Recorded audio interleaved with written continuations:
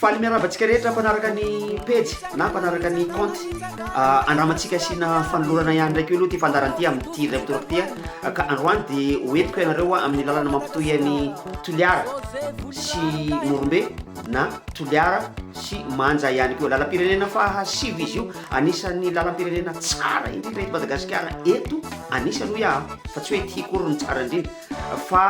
tonga eo a Bevoay de mizara roa ny ilany ankavia araiky mandeha gauche igny mandeha Morombe agny fa araiky mandeha droite toy mandeha akavana toy zany roa mandeha Manja fa mila miampita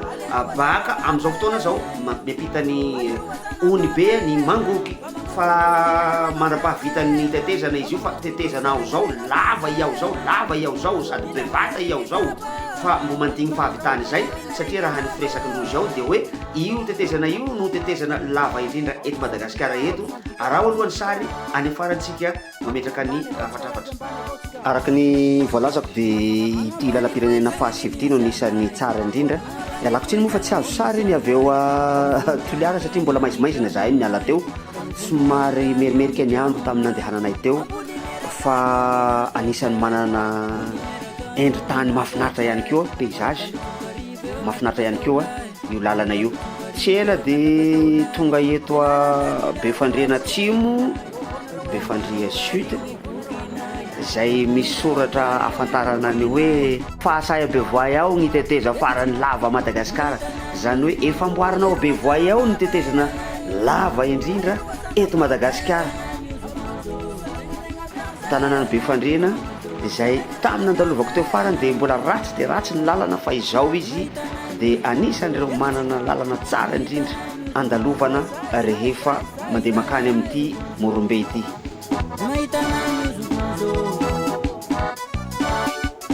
Antanimeva ny eto Antanimeva kosa ny tena ahafantarana azy de ny tongolo fa de mora ny tongolo ato mora ny tongolo 500 ariary ny kilao eo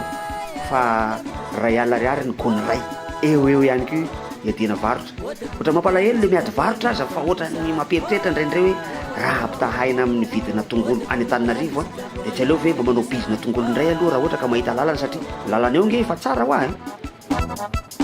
naodareo le zay nahay zay lahy de tsy ela de tonga aty Bevoay zay atao kaviato ny lalana mandeha makany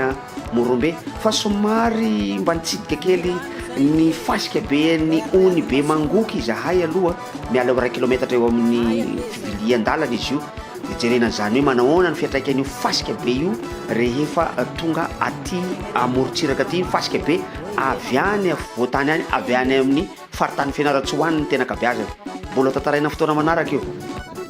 somary lalan-dratsy am'izay no andehanana manomboka eto amin'ny croisement mandeha makany Morombe fa de mandalo an'iny lemaky ba mangoky iny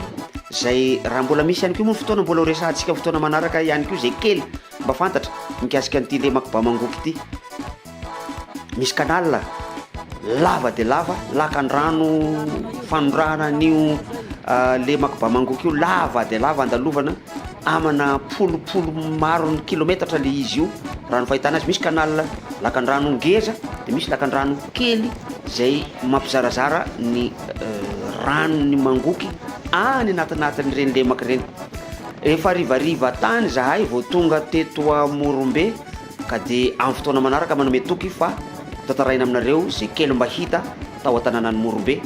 tamin'ity indray mitoraka ity